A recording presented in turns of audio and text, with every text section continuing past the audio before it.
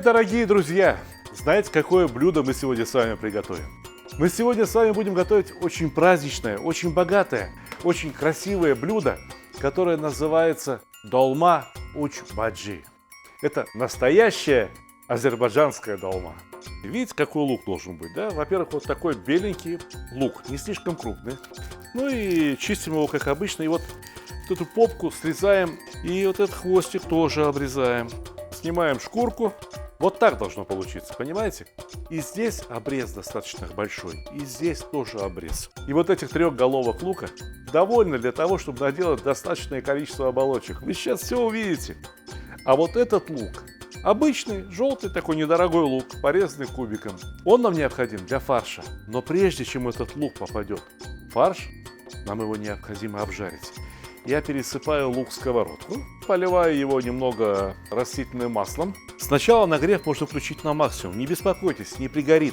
И для того, чтобы уж гарантированно не пригорело, я вам сейчас покажу один способ. Вот берете стакан воды, ну вот полстакана налейте, выкипит эта вода, налейте еще раз. Может быть, так придется сделать 2 или 3 раза, до тех пор, пока лук не зазолотится, может быть, даже чуточку не покраснеет.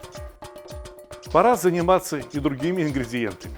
Баклажаны, к сожалению, немножечко крупные. Вот если бы были помельче, было бы лучше. Ну, посмотрите, вот как мы поступаем. Берем вилку или вот можно острый нож взять. И надо баклажаны как следует так хорошенько понатыкать. И теперь баклажаны и лук. Все это необходимо положить в кастрюлю с кипящей водой. Хорошо бы, конечно, воду подсолить. Баклажаны, плоды довольно пористые, легкие, плавают, поэтому я лук кладу сверху, да, а потом еще и крышкой придавим, так, чтобы они как-то были побольше погружены в воду. Они должны повариться минут 10-15, стать несколько тяжелее, как бы напиться вот этой соленой воды. А теперь займемся помидорами. Все очень просто. Посмотрите, вырезаем небольшую крышечку. Чайной ложкой, обычной чайной ложкой выбираем мякоть и сок. Вот давайте выбирать так, чтобы их сохранить. Эти мякоть и сок еще нам потом пригодятся. Обычно люди, когда выбирают помидоры, выбирают такие тонкокорые, чтобы кожица была потоньше, да? Здесь наоборот. Здесь помидоры должны быть достаточно мясистые, и шкура у них должна быть попрочнее. Иначе во время приготовления эти помидоры просто-напросто треснут, развалятся. Ведь эти помидоры мы будем начинять фаршем. Что такое долма вообще, понимаете? В очень многих языках присутствует это слово. У всех татар, у всех турков присутствует обязательно слово долма, которое происходит от слова наполнить. Что-то чем-то наполнить. Вот, например, в Стамбуле есть дворец, который называется Долма-Бахче.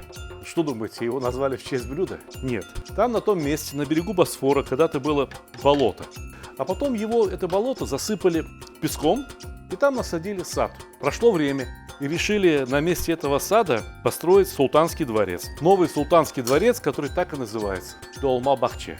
Из тюркских языков это слово перекочевало в соседние языки, например, в иранский. В иранском энциклопедическом словаре так и написано, что слово «долме» пришло из турецкого языка. Я думаю, что и в греческий язык, и в армянский язык, и в грузинский язык это слово также перешло из тюркских языков. Блюдо-то популярное, блюдо всем полюбилось. Возможно, что в старые времена была популярна и известна долма из лука. Теперь ее готовят реже, но зато ее готовят даже довольно далеко от Турции. Вот, например, в Югославии готовят тоже долму, которую так и называют саган долма. Саган по-турецки, по-азербайджански – это лук. То есть луковая долма присутствует в сербской кухне. И они с этим не спорят, они это спокойно признают, что да, это блюдо заимствовано из турецкой кухни. Ну а как здесь тот лук, что жарится? Посмотрите, вот жарится он довольно давно, жарится при довольно сильном нагреве, но только-только стал прозрачным.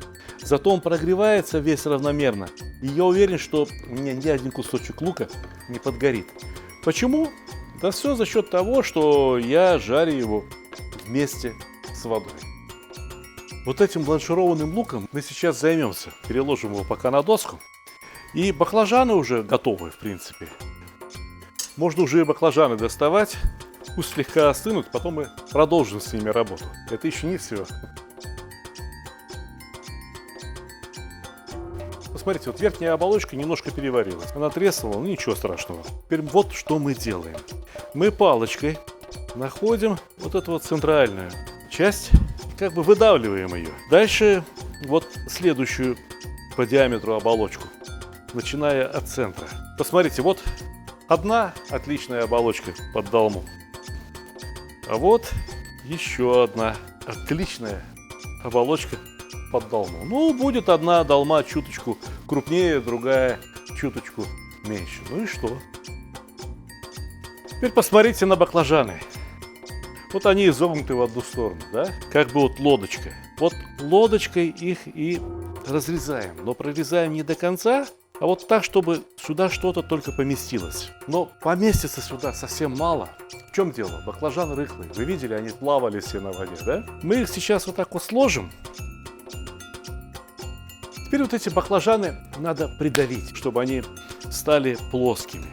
Ну вот есть у меня такая здесь гастроемкость, но не буду же я стоять так целый день. Вот поставлю груз, довольно тяжелая крышка. Что-то подложу, чтобы сок от баклажана стекал вот на тот край поддона. Все очень просто. Торопиться не надо.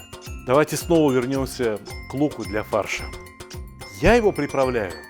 Некоторые люди его просто солят и все, а вот приправы потом куда-то в мясо, либо вот на сами овощи. Я куркуму добавляю к луку. У меня привычка такая. Если жарится лук, то рядом обязательно должна быть куркума. Раз есть соль, значит нужен и перец. Вот перец черный, наверное, с половиной столовой ложки, потому что фарша здесь будет довольно много. Смотрите, вот в Азербайджане зиру не очень любят, честно вам скажу. И не все ее добавляют. Это потому, что еще не распробовали. Вот в соседнем Иране точно такие же азербайджанцы, но любят зиру. Я тоже люблю зиру. Вот обратите внимание, за счет того, что мы постоянно добавляли к луку воду, он у нас не пригорает. Он у нас вот темнеет постепенно, жарится, да? И сейчас вместо воды предохранителя я добавлю вот этот вот помидорный сок. Кислинка в фарше не помешает. Итак, фарш для сегодняшней долмы состоит из 3 основных ингредиентов. Это лук, жареный лук, приправленный лук, это мясо и это рис. Сегодня я использую рис Националь, краснодарский. Во-первых, обращает на себя внимание, что он абсолютно белый. Очень чистый, очень качественный рис. Практически нет дробленной крупы среди него. И это, да, это круглозерный рис, то есть очень крахмалистый, но при этом и очень вкусный. Какая каша из него получится и какая отличная начинка для долмы из него получится, вы себе не представляете. Я уже отварил не до полной готовности, а отварил буквально вот 2-3 минуты стакан риса. Мне это необходимо для того, чтобы этот рис начал работать в фарше, когда он туда попадет. Фарш получится такой очень сочный, вкусный, ароматный. Поэтому не случайно мы добавили сюда помидоры в обжарку. И у нас получится самый лучший, который только можете себе представить. Кисло-сладкий, слегка острый, слегка пряный вкус. Я, например, беру базилик, то, что в Азербайджане говорят райхан. Да? Вот знакомая трава всем кавказцам, в ней есть что-то такое таинственное, восточное, приятный запах. Хорошую азербайджанскую мяту в сушеном виде я тоже немножко добавлю. Крепкую такую щепоть. Вот эти мясистые части помидоров, я думал, они растворятся, а они что-то вот никак. Ну, ничего страшного, вот возьмем ножичек, да и порежем чуть-чуть. Что? Знаете, как сейчас этот лук пахнет? Он восхитительно пахнет. И точно так же будет пахнуть весь фарш. Фаршем мы сейчас уже должны заниматься. Я имею в виду и луком, и мясом, и рисом. И вот этот рис оставшийся я уберу, сохраню, он мне еще пригодится. Я хотел бы обратиться к потенциальным рекламодателям. Очень много пишут нам. Ребят, но если у вас товар недостаточно качественный, вот вы лучше не пишите. Это сразу.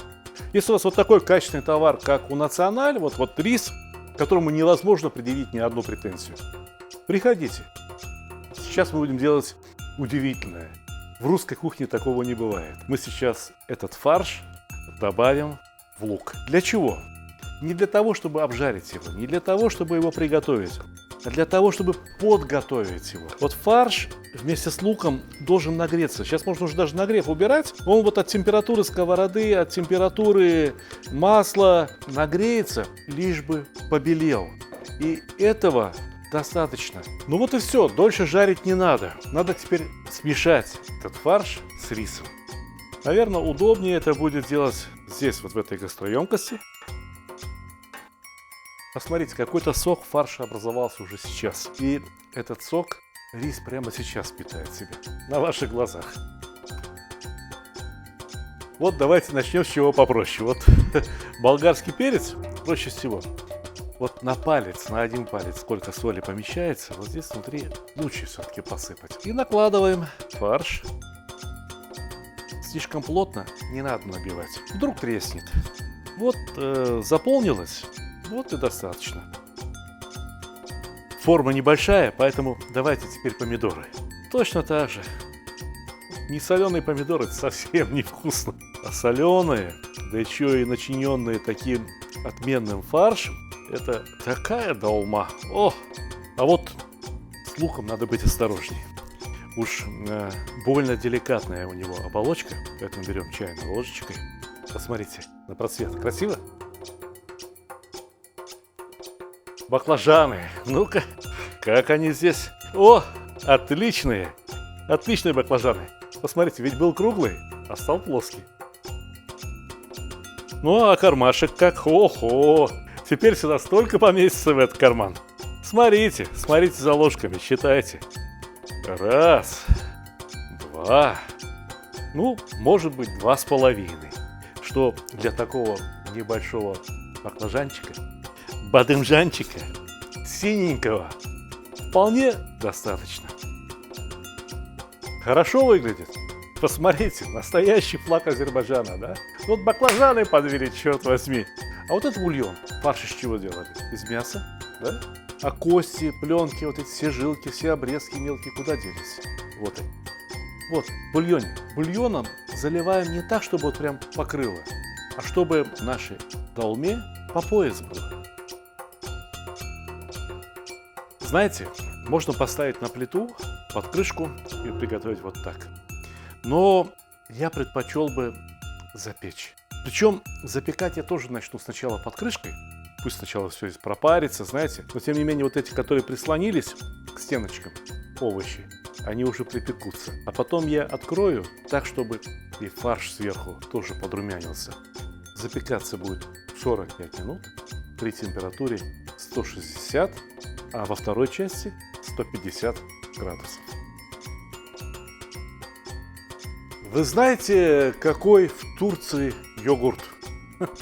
Его режут кусками и ставят на стол. Да-да, вот то, что мы называем йогурт, то, что в Азербайджане называется кадык, то, что в Грузии называется мацони. Вот из йогурта, из кадыка, из мацони обязательно надо приготовить простейший соус. Туда чуть-чуть соль, чуть-чуть перец, немножко чеснок. Вот хорошо бы, если молодой зеленый чеснок. Немножко зелени. И вот с таким соусом подают долму. Как самое дорогое, как самое праздничное блюдо. И точно так же подаю его вам я.